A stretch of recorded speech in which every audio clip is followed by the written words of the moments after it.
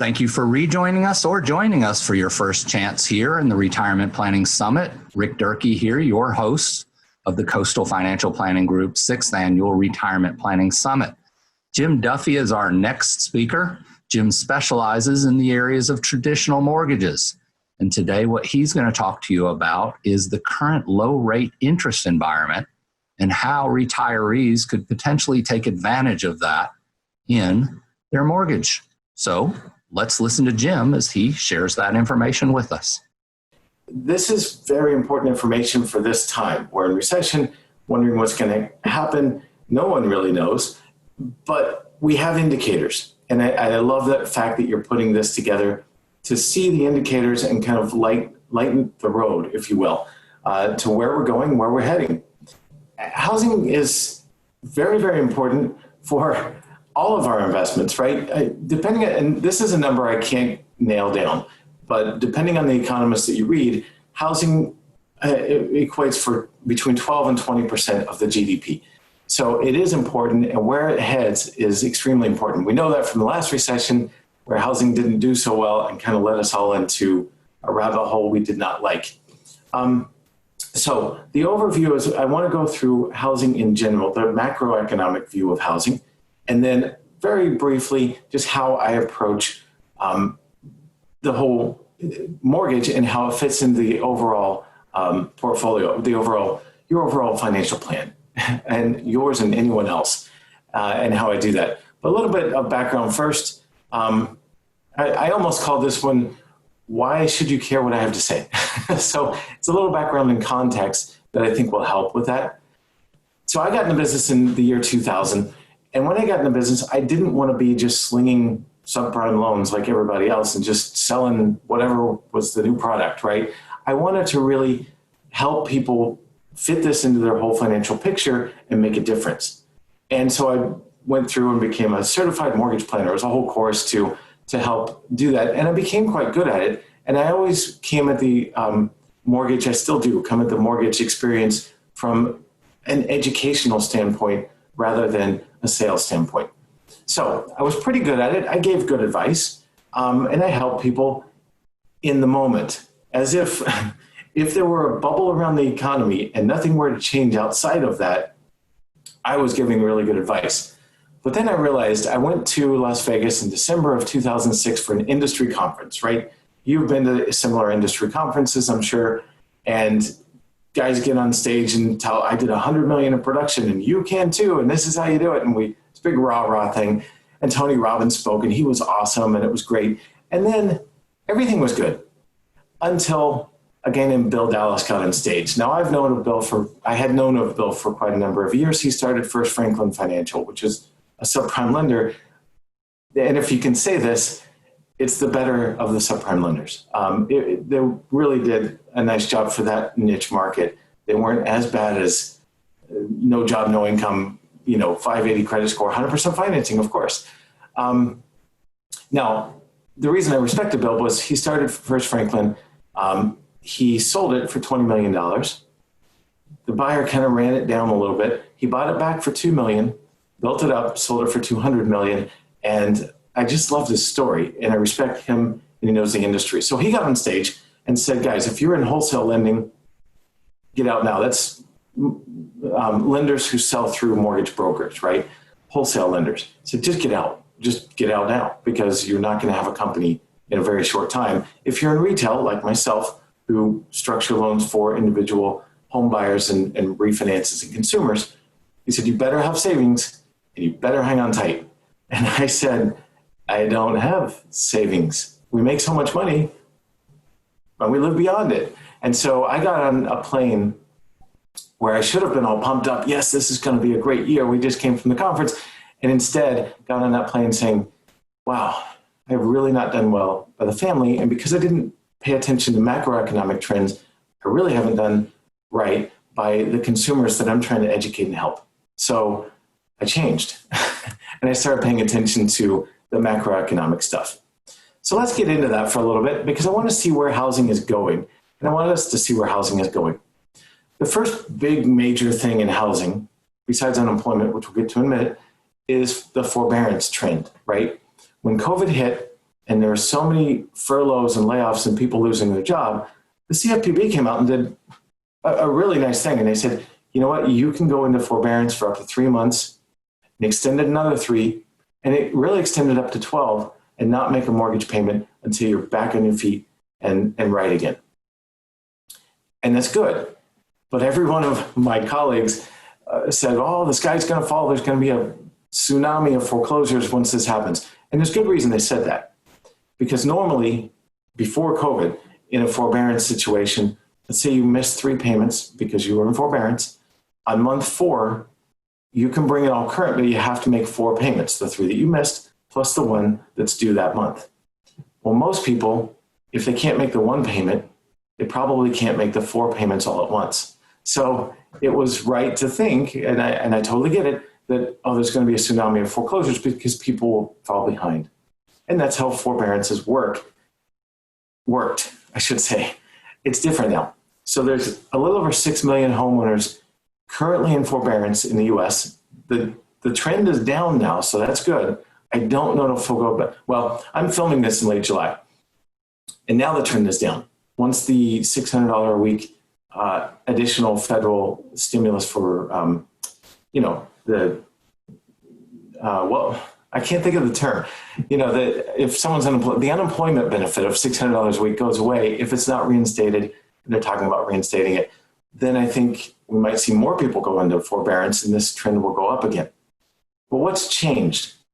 A, it can't affect your credit. And I've been seeing that. I've been seeing several credit reports with mortgages in forbearance that it shows it's in forbearance, but it's not affecting credit. It shows no late payments, something like that. And you should be able to come out of it. Yes, every servicer will say, okay, make the 4 payments and we'll get you right again. And the homeowner will say, but I can't. And they'll say, okay, well, we can spread it over a year and spread those payments out over a year and increase your payment for a year. And most homeowners will say, oh, but I can't afford that. And they'll say the third option, we'll do a loan modification. We'll tack it on to the end of the mortgage and you can pay it over time. Or you'll pay it when you get to it, basically.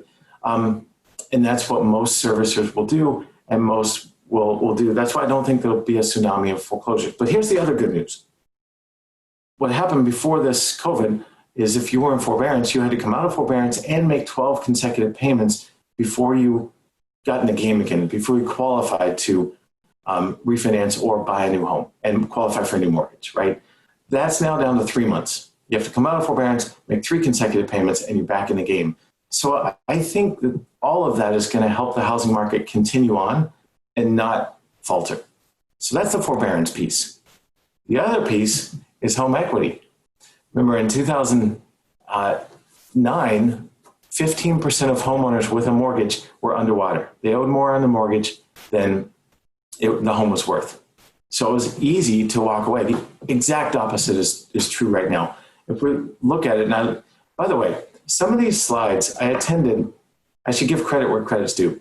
I attended the Strategic Investment Conference a couple months ago, John Malden's investment conference, and Ivy Zellman of Zellman & Associates and Barry Habib of MBS Highway gave a presentation on housing, and I borrowed some of their slides for this presentation because I thought they really did their homework. And some of the slides are mine, some of theirs. But this one is Barry's. He put that up there.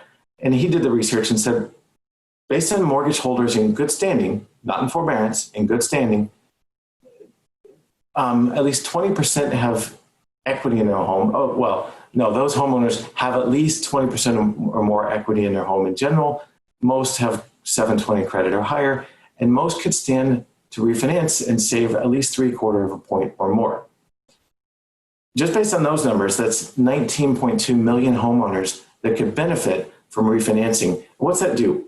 That lowers the payments, so their cash flow improves, or they pull cash out, consolidate debt, and their cash flow improves, or they pull cash out and do major renovations or make a major purchase of some type.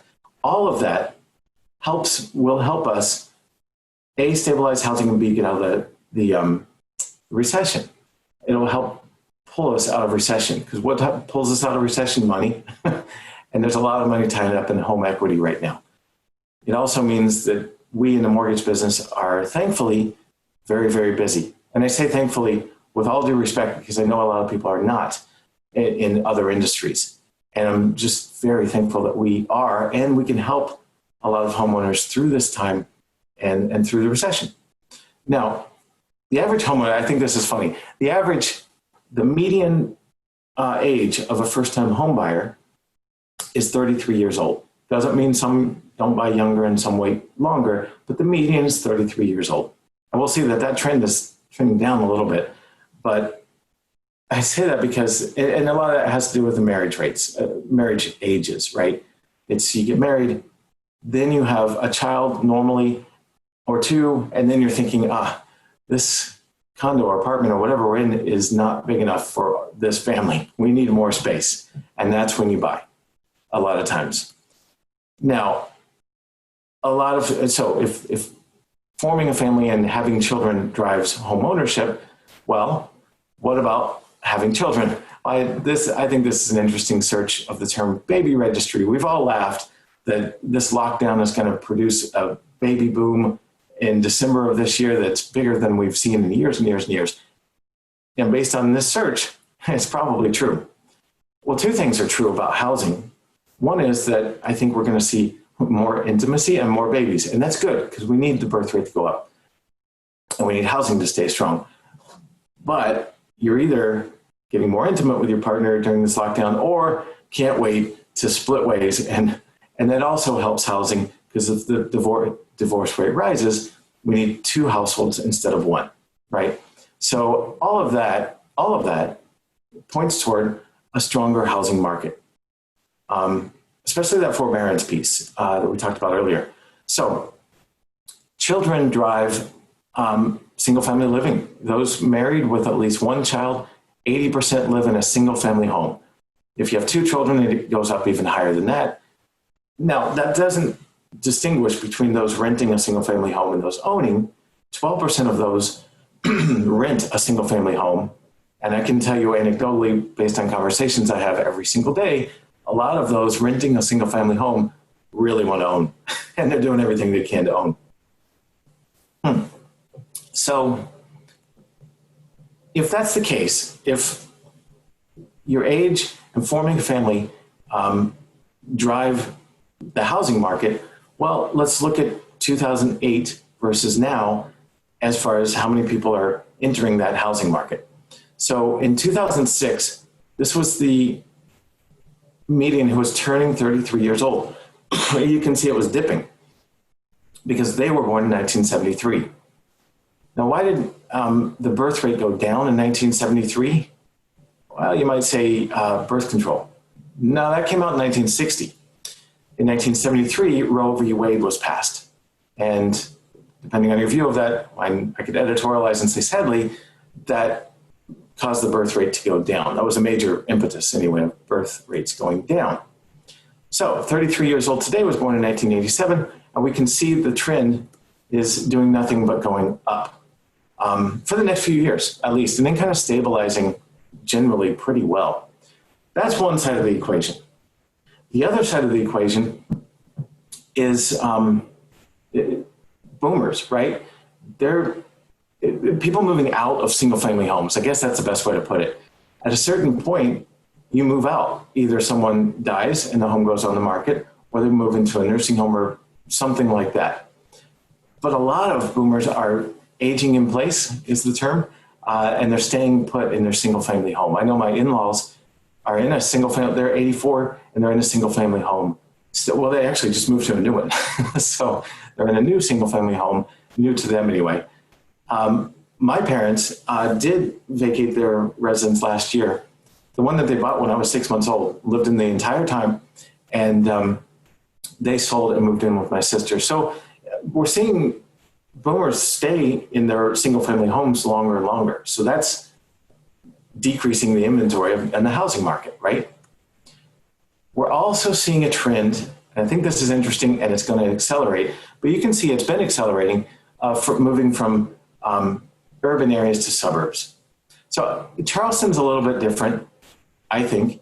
The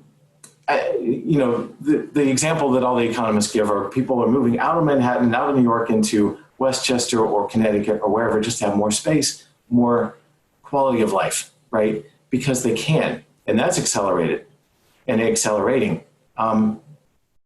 So many people can work from home now that they can choose to live anywhere they want. I've anecdotally, again, spoken to many people, a couple dozen at least, who have said, now we can work from home. I'm moving out, getting more land, or moving up to the lake because I can work from there. I don't have to commute to downtown every day. And so I want to get out and have more space and more quality of life.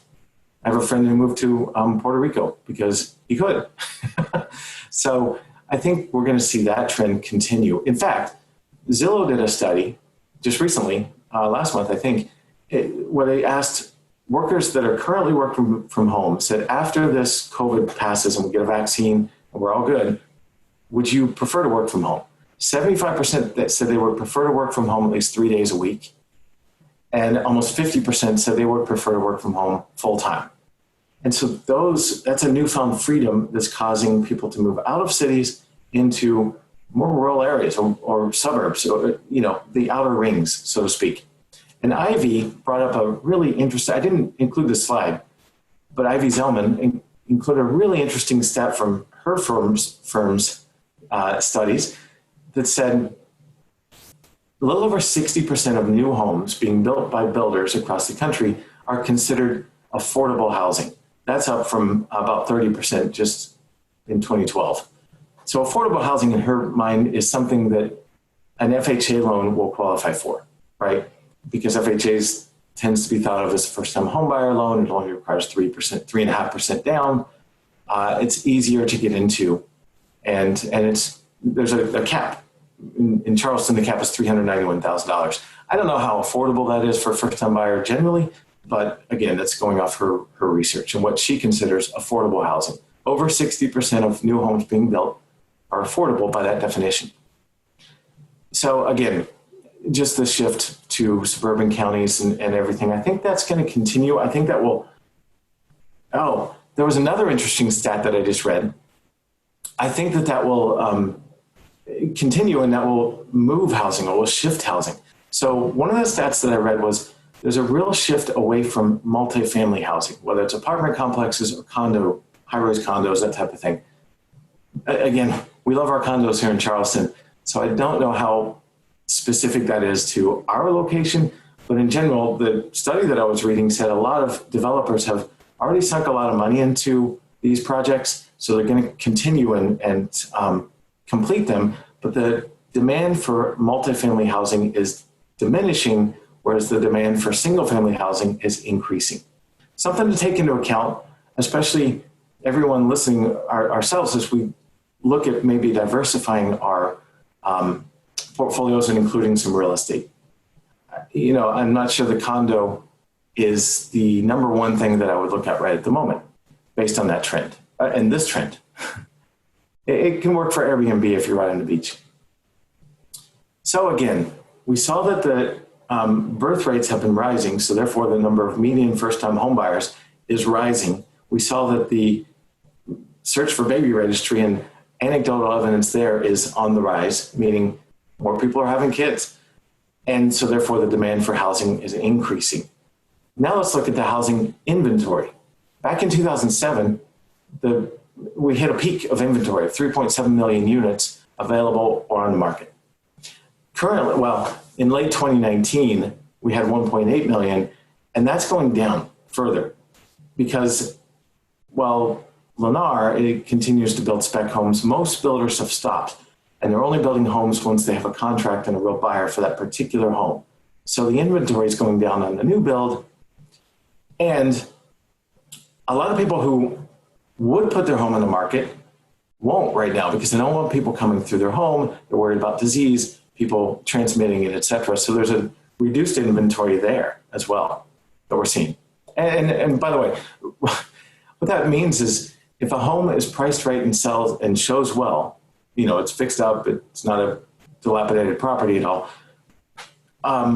we're seeing bidding wars in a lot of cases. So homes go on the market within a week, they've got multiple offers, and they're off the market and under contract with one lucky buyer. And I hope that's you if you're in the market, but I'm seeing as many as 5, 6 offers on a property with the realtors that I work with.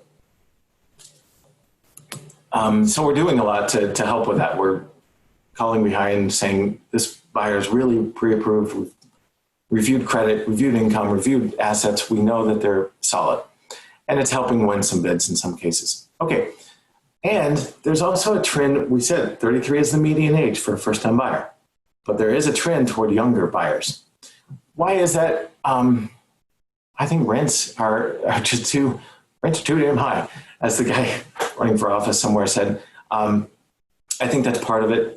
Mortgage rates are at an all-time low. If you can get into a home for much lower than rent, why not? And the misnomer for a lot, I can't tell you how many people still have this misconception that you need 20% down to get into a home. Simply not true. 3% is what you need for conventional, 3.5% for FHA. There are zero down programs, but most people are in that 3 to 3.5% range, most first-time buyers. And so you buy a $300,000 home, you need $9,000. A lot of 25-year-olds are motivated and can come up with that, or get a gift. I have a lot of parents who are giving gifts for the down payment because they know it's going to help build wealth if they own a home, so they want to help them out. So yeah, we're seeing a lot of younger buyers. Oh, this is changing marketing a little bit as well. And I haven't totally shifted here. I need to do better at it. So I do a lot of social media marketing, like a lot of us do, but it's mostly on Facebook. Well, guess who's not on Facebook? 25-year-olds. Anyone in the 30 is not on Facebook. They know Instagram. They don't even know what Facebook is. That's for old people. That's what they say. So it's causing a shift in marketing as well, because if a lot of the established homeowners are not moving up, but rather they're, remodeling, adding a home office, adding a pool so they can relax at home, adding a whatever it may be, renovating the bathroom and adding a home theater or something. They're staying at home and spending money or pulling equity out to do that, to renovate the home so they can stay in it longer.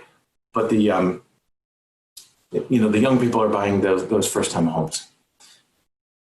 Another potential headwind, and I think this is a big one, a huge one, is unemployment. I mean, I think it's 38 million first-time unemployment claims total. It's a huge amount, and continuing unemployment claims are still massive. I mean, almost to the point of in 1833, the Great Depression. There's a difference in that a lot of those unemployed are right now getting, employers have PPP so they can keep people on staff. That's about to run out. A lot of them are getting the unemployment benefits that are stepped up. And some, you've heard talk about this, some are making more unemployed than they were employed, which is a head scratcher, but that's our government here to help. But if it continues, and if it worsens, and if there's a second dip, what will happen there? Will that affect housing? Yeah, absolutely. Will it affect housing here in Charleston? Sure. I mean, we've got such a culinary scene. It's arguably the best in the country.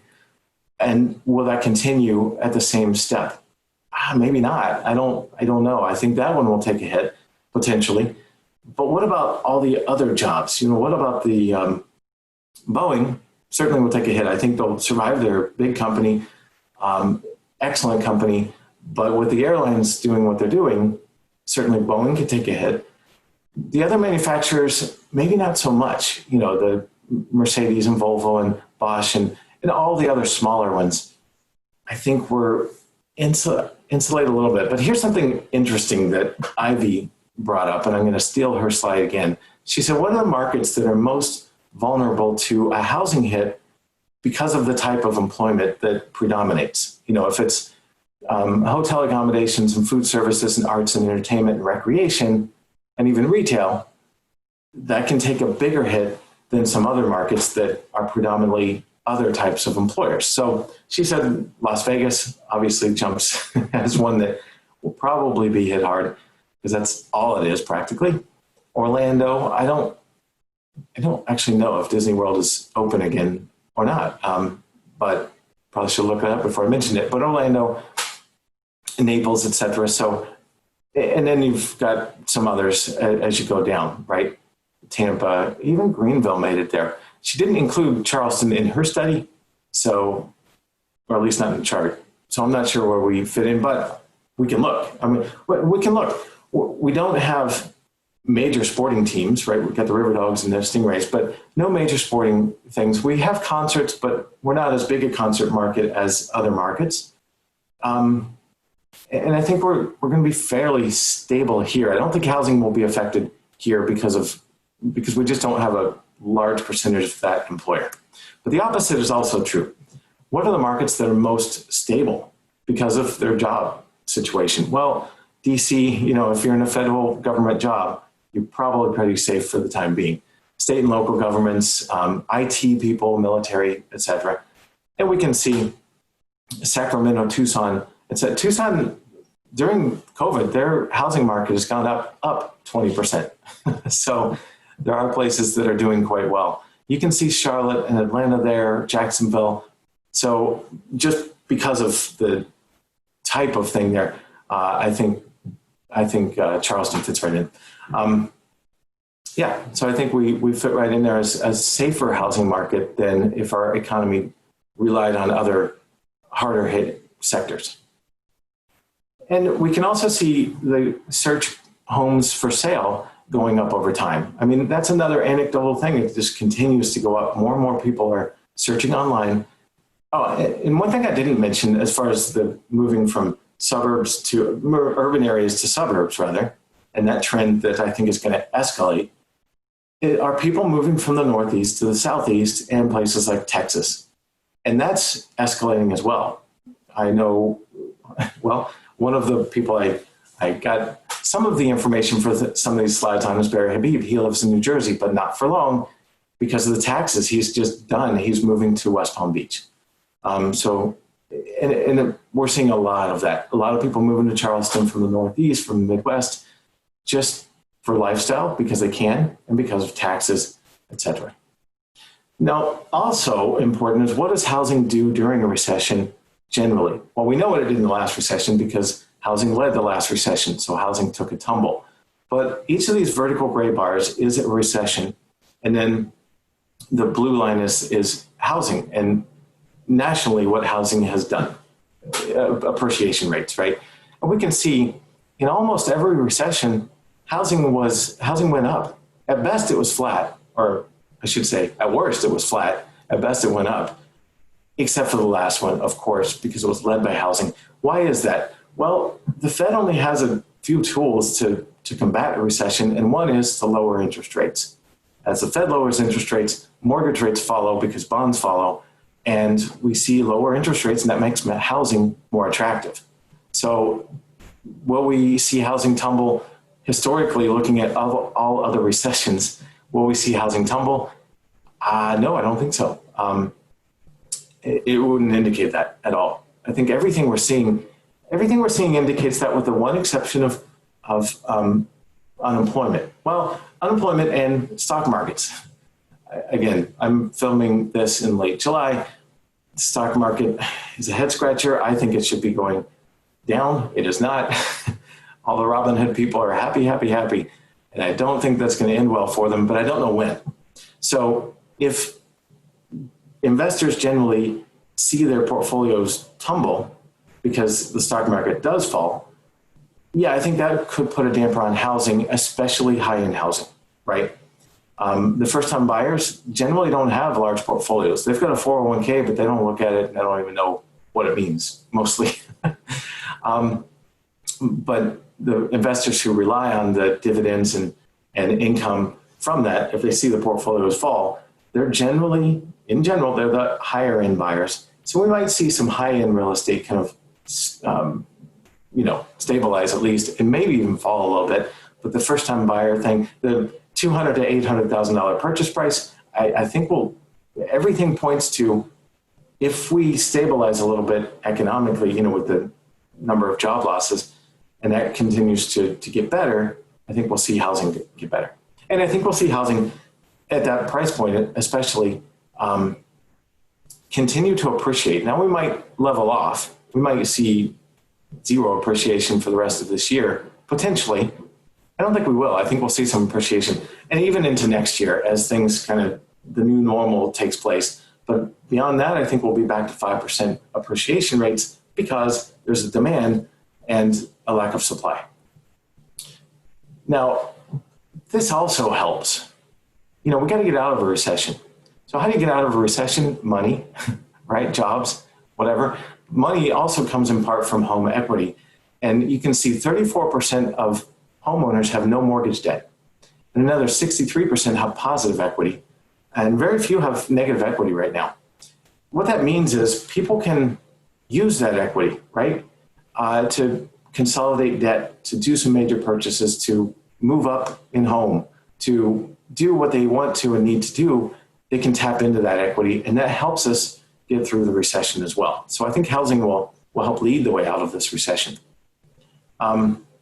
Interesting stats, and then we'll get into the individual planning around the mortgage very briefly. So 124 million households. There are 124 million households in the U.S. 43% are rented, 80 million are owned. We said before 34% are owned free and clear, meaning 53 million households have a mortgage. The average loan to value is just 53%, and the average equity is $177,000. So yeah, we have plenty of equity to tap into collectively, at least, to help us get through and out of this recession. And a lot of that's going to be consolidating debt and really improving cash flow for the household. I'm seeing it rapidly already.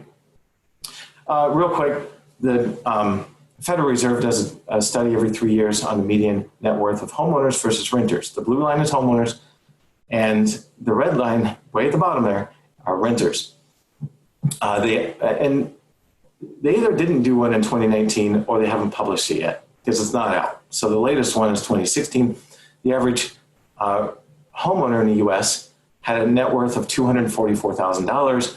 The average renter had a net worth of $5,200. So you can see it also as a wealth building effect that I think people are going to want to get into more and more, especially if, and is it really if, when the S&P tumbles. PE ratios are ridiculous. So let's get into how I then, just an example very briefly of how I go about counseling someone or educating someone when they do look at, in this case, a refinance, right? So let's say they have a property value of $350,000. They bought the house 3 years ago, so they got a 4.5% interest rate on their 30-year fixed rate. Now they can get to 2.875 easily. I'm actually locking lower than that in some cases. It's just fun. I'm having fun locking these rates. But you can see that by doing so, they save $525 a month almost. So they reduce their payment by $525 a month. Now, they never missed a payment at 4.5%, so they can obviously afford it. So what most people do, and they make a mistake in refinancing because they don't know how to do it, is they say, wow, I'm saving $525 a month. This is really great. And what happens to that $525 every month? It dissipates, right? It goes to Target and Starbucks and the nail salon and whatever else, Amazon, mostly Amazon, when we're in lockdown. And it just dissipates and goes away. So I try and say, well, wait a minute. Let's put a plan to that. Let's reinvest that because you already can afford it. You're worried about retirement. Think you'll never retire. And so let's reinvest that and see what that looks like. And we can do that one of two ways. Interesting. If you continue on, over the next 15 years, you'll make $173,000 in interest payments. And you'll owe, it'll take you about 27 years, because you're 3 years into owning, it'll take you 27 years to pay that loan off. But look at this. If you reinvest it, if you keep making the same payment that you're making now, you go to 2.75%, but you keep making the same payment that you were making at 4.5%, you'll be debt-free. Well, no, your freedom point, you'll be debt-free from the home in a little over 18 years. Not 27, but 18. And that's very interesting. I think it cut off my slide here. That's interesting. Let's see if yeah, and you'll only pay $62,000 in interest, by the way, if you do that. Yeah, I cut off the slide. Well, let's go to the next slide. That's fine. You can see it here as well. I'm going to move me out of the way a little bit. down here. So what if, on the other hand, you couldn't see it at the bottom of the last slide, it cut off. But what if, oh, by the way, if you reinvest here, I think you can see my mouse, instead of a net worth with appreciation at about 450,000, you'll be at about 560,000 net worth by reinvesting the difference. But what if you don't put it into the mortgage? What if you take that 525 and meet with Rick and his team? And I say this especially to younger people who are not investing, who don't have large amounts of assets, but want larger amounts of assets. I say, what if you start from zero? You have zero investments, nothing, but here's $525 a month. You meet with Rick and his team, they tell you just what to do and where to put it, and you put it into an investment. And I said it gains 12% per year return on average over the next 15 years. I know that 12% is something that's, I just took that number because it's a lot of financial planners peg that number. Dave Ramsey pegs that number. So that's why I took the 12%. And if you did that, you would have a net worth of $712,000 over the next 15 years. You would have $262,000 accumulated in an investment account, plus you would have paid down the mortgage balance plus the appreciation. And I think I put appreciation at 1.9% per year, by the way, if I remember correctly when I did this. So that's my example of, I like to look at the macro thing. Is 2008 coming again? I don't think so, for all the reasons we said, but also the individual planning and educating around how's this mortgage fit into your overall goals and what can we do to help facilitate and help you reach those goals more quickly. So that's the approach I take. Oh, sorry, I did some things, some arrows. And so that's me, guys. I really appreciate your time today. And I can't thank Rick enough for, and the whole team, really. It's not just him. There's a team behind him for putting this together. I think it's such an important time to navigate this as best we can. And so that's the housing piece. I think, I think we're going to open it up for questions in just a minute. So I will see you all in just a couple of minutes. Thanks again for your time, and I'll talk to you shortly.